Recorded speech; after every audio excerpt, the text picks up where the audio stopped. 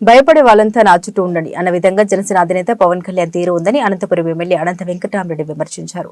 తాడపల్లిగూడెంలో జరిగిన టీడీపీ జనసేన సభపై ఆయన తీవ్ర స్థాయిలో ధ్వజమెత్తారు. అనంతపురం నగరంలో ఆయన ఇంటింటికి వైసీపీ కార్యక్రమంలో పాల్గొన్నారు. ప్రతి ఇంటి ఆయనకు ఘన స్వాగతం లభించింది. ప్రజల నుండి మంచి స్పందన కనిపించింది. ఈ కార్యక్రమంలో మేయర్, డిప్యూటీ మేయర్లు, ఇతర ముఖ్య నాయకులంతా పాల్గొన్నారు.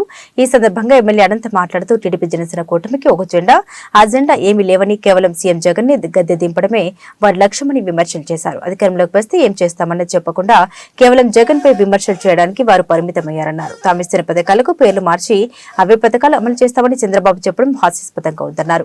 అసలు మేము పథకాలు ఇస్తుంటే రాష్ట్రం అప్పుల పాలైందని చెప్పిన చంద్రబాబు ఇప్పుడు మాకంటే ఎక్కువగా ఇస్తామని చెబుతున్నారని, అది ఎలా సాధ్యమో కూడా చంద్రబాబు వివరించాలన్నారు. జనసేన టీడీపీ కూటమి ఏర్పాటు చేసిన తొలి బహిరంగ సభ అట్టర్ ఫ్లాప్ అయిందని, కానీ వారే 5 లక్షల మంది వచ్చారని ప్రచారం చేసుకుంటున్నారని విమర్శలు చేశారు. సీఎం జగన్ ని అధపాతాళానికి తొక్కేస్తామంటూ పవన్ కళ్యాణ్ చేసిన వ్యాఖ్యల మీద ఎమ్మెల్యే అనంత సీరియస్ గా స్పందించారు. జగన్ గుర్తుపెట్టుకో, అధపాతాళానికి తొక్కకపోతే నా పేరు పవన్ కళ్యాణే కాదు, మా పార్టీ జనసేనే కాదు. పల్లిగూడెంలో జరిగిన జనసేన తెలుగుదేశం పార్టీ ఉమ్మడి సభ అని చెప్పి కూడా ఈరోజు జరుపుకున్నారు. దాన్ని ఒక క్లారిటీ కూడా లేదు వాళ్ళకంతా కూడా. వారి మాటలను బట్టి చూస్తే అటు నేను 14 సంవత్సరాలు ముఖ్యమంత్రిగా ఉన్నా అని చెప్పుకుంటే చంద్రబాబు నాయుడు గారు కావచ్చు, లేకుంటే పవన్ కళ్యాణ్ గారు ఓ పార్టీ అని చెప్పి చెప్పుకుంటే పవన్ కళ్యాణ్ గారు, జనసేన పార్టీ అని చెప్పుకునే పవన్ కళ్యాణ్ గారు ఒకే ఒక అజెండా, కేవలం ఈ రాష్ట్రం నుంచి జగన్మోహన్ రెడ్డి గారిని గద్దె దించడమే ఒక అజెండాగా పెట్టుకొని, దాన్నే ఒక జెండాగా రూపొందించుకొని, జెండాలో పెట్టుకొని ఈరోజు నేను చెప్పడం జరిగింది. స్పష్టంగా ఏం చేయబోతున్నాం ఈరోజు, ఇప్పటికే మేము 6 చేస్తామని చెప్పారు, కానీ ఎలా చేయబోతున్నారు? ఈరోజు జగన్మోహన్ రెడ్డి గారు చెప్పినట్టువే పేర్లు మాత్రం కొత్తవి మాత్రం పెట్టుకొని ఈరోజు మేము అమ్మఒడి ఇస్తున్నాం, దాంట్లో ఏదో తల్లి దీవెన అని చెప్పేసాను, అలాగే అన్నీ కూడా ఏదో ఒకటి పెట్టుకొని ఈరోజు కూడా మరి వచ్చినప్పుడు ఎలా చేయబోతున్నారు? మీ బడ్జెట్ ఎలా తీసుకొస్తారు? ఎక్కడి నుంచి తీసుకొస్తారు? లేదంటే కేంద్రం పైన ఆధారపడతారా?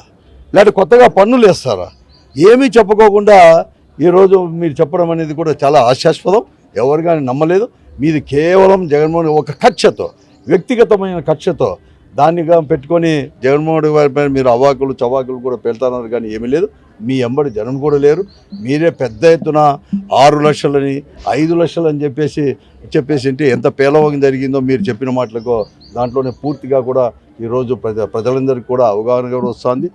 ఆ రోజు చిరంజీవి గారు ఒక ప్రజారాజ్యం అని పెట్టేసిన తర్వాత ఎన్నికల్లో ఓడిపోయిన తర్వాత 2009లో ఎలా అయితే కాంగ్రెస్ పార్టీలో విలీనమై లాస్ట్కు ఆయన ఎలక్షన్ కూడా నిలబడుకోలేకపోయినాడు, ఆ పార్టీ కూడా లేకుండా పోయింది, విలీనమైన పార్టీ కూడా ఈరోజు దేశంలో లేకుండా పోయింది. అటువంటిదే మరొక మారు కూడా ఈరోజు కూడా ఈ ఎన్నికల తర్వాత పవన్ కళ్యాణ్ ఇచ్చిన జనసేన పార్టీ ఉండదు, తెలుగుదేశం పార్టీ ఉండదు. ఆ 2 పార్టీలకు కూడా చివరి ఎన్నికలు, వారి ఇద్దరికి కూడా చివరి ఎన్నికలే, మళ్ళీ కూడా భవిష్యత్తులో ఉండదు. అదే జరగబోతున్నది 2024 ఎన్నికల్లో, ఏప్రిల్లో జరగబోయే ఎన్నికల్లో అని చెప్పి భయపడే వాళ్ళంతా కలిసేసి కూడా నా చుట్టూ కూడా ఉండండి అని కూడా ఈరోజు చెప్తున్నాడు. అసలు అంతకంటే ఇంకేమీ లేదు. అసలు అదే పాతాలను తొక్కడానికి ఇంకేం కాదు. ప్రజాస్వామ్యంలో ప్రజలే చాలా గొప్పవారు, బలవంతులు, శక్తివంతులు. ఆయనకు అర్థం కాలేదు. తర్వాత చేసి 2010 కేంద్రంలోనూ రాష్ట్రంలో కూడా వారి పార్టీ ప్రభుత్వాలే ఏర్పాటు చేసుకొని ప్రజలకు ఎంత అన్యాయం చేశారో, ఈ రాష్ట్రానికి ఎంత అన్యాయం చేశారో, స్పెషల్ స్టేటస్ దగ్గర నుంచి ప్రతి ఒక్కటి కూడా ఈరోజు కూడా ఎలా చేశారో ఇవన్నీ కూడా అందరికీ కూడా ప్రజలకు అందరికీ కూడా తెలుసు.